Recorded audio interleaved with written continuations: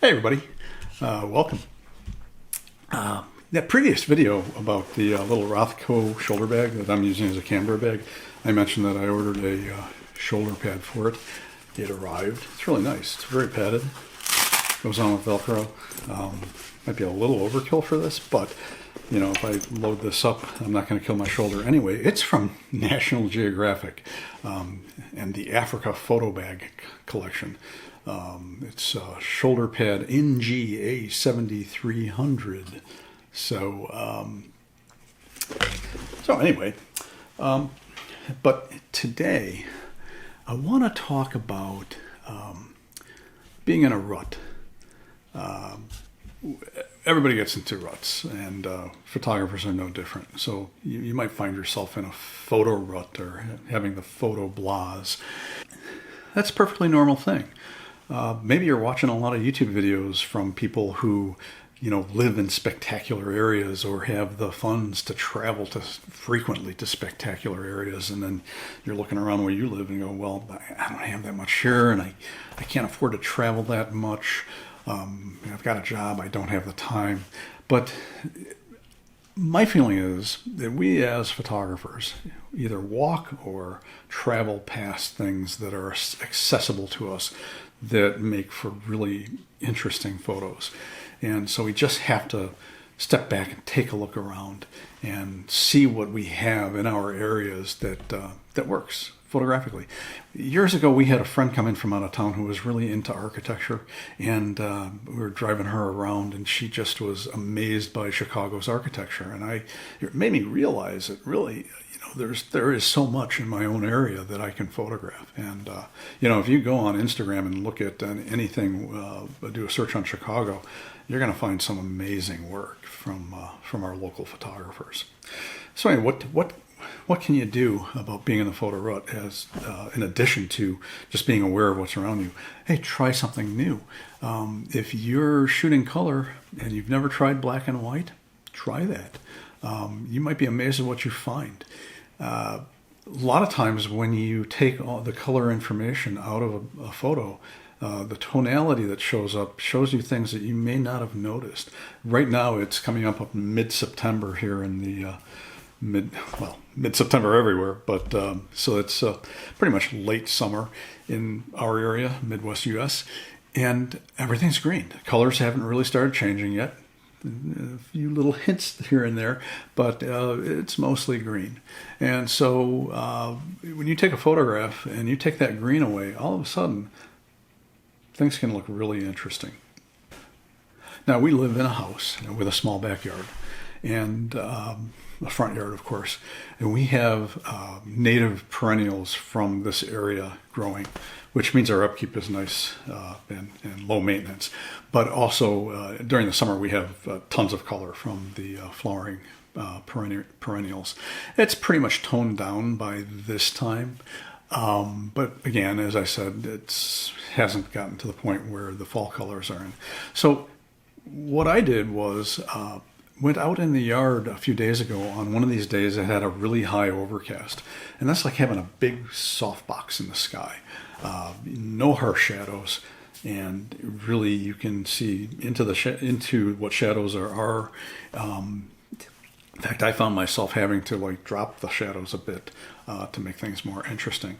But what I did was I shot raw and using my G95 and mostly the 42.5 f1.7 Lumix lens and the 12 to 60 for a few. And the 12 to 60 actually focuses close and is really a sharp lens. I should probably do a video about how that lens compares to the alternatives. And when I brought them in to put on the computer, what I did was, and this is a nice thing, one of the really nice things I like about Lumix cameras is the black and white profiles, the monochrome profiles. So you've got the regular camera monochrome, which I don't use that much, but you then also have L monochrome, which you can find all the way back to the GX85 camera. And then there's a newer one called L monochrome D that has more adjustments, so you can add in color filters. You use color filters for black and white to darken some colors and lighten others. For an example, if you look at some of Ansel Adams' work and you see a landscape with really, really white, puffy clouds and then a dark, dark sky, it's black and white, he did that using a red filter because the red filter blocks out the blue light, makes the sky look dark. The clouds are reflecting the rest of the spectrum, so they still look white and bright. So anyway, I took detail shots of the various plants that we have out in our yard. And we've got, besides the native perennials, we grow tomatoes. So we have some grape tomatoes. And we've got house plants that spend the summer on our deck. So I looked at some of those. And I converted those to the L monochrome D profile in Lightroom. And that's a nice thing is Lightroom, and I think it's true for all the major camera brands, actually has the camera photo styles, picture styles, profile, whatever you want to call them. They're available in the basic settings at the top right of the develop module. So you can bring something in and convert it to black and white very easily. And another suggestion is there's a feature called Create Virtual Copy. So if you right click on the image, you'll get a drop down, and Create Virtual Copy is one of the choices. And so you can create another copy. And instead of changing the original one to different looks, you can change that one and keep the original one as color. So you take the virtual copy, make it black and white, and you can see right there what the differences are. So that's what I did, and I put together a little slideshow of the stuff that I shot. So have a look. I hope you find it inspiring, and I'll be back with a follow-up.